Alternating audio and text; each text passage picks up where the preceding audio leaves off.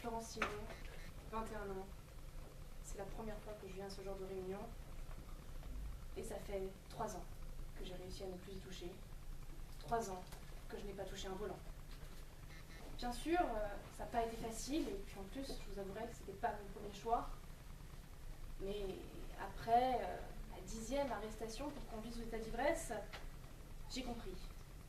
Boire ou conduire, il faut choisir. Et j'ai commencé par la facilité. Le choix de la bonne société, j'ai arrêté de boire. Fini Morito, tequila, tacpaf, vodka Red Bull. Adieu.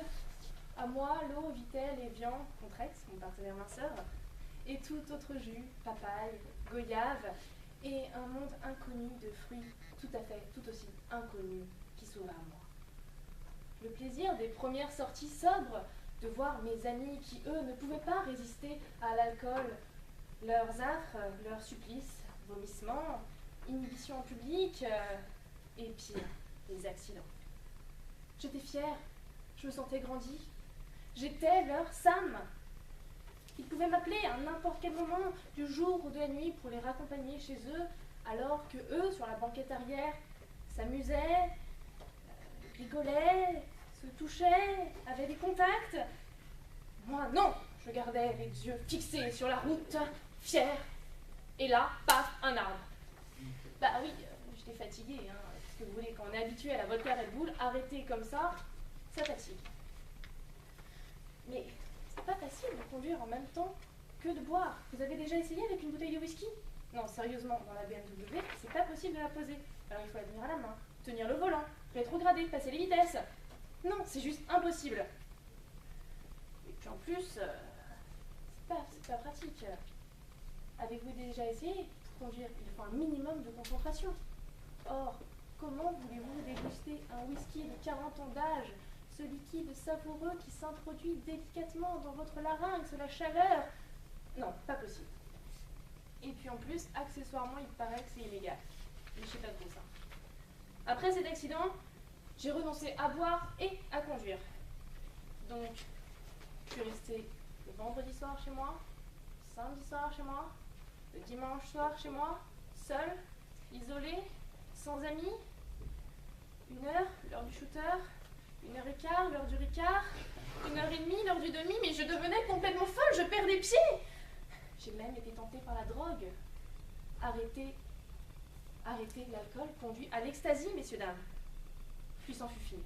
Je me suis reprise. J'ai repris le droit chemin. Je me suis revenue à la raison. Boire ou conduire, il faut choisir, je bois.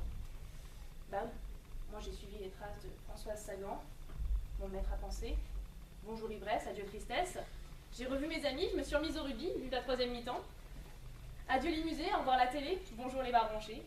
Et puis j'ai fait les rencontres. Comment dire non à ce beau brun musclé? À cette soirée bien arrosée, n'est-ce pas Raphaël, souviens-toi? J'ai retrouvé mon identité française. Bah oui, qu'est-ce que c'est l'identité nationale? Un débat d'actualité. Si ce n'est une personne avec son verre à la main, toutes sortes d'alcool.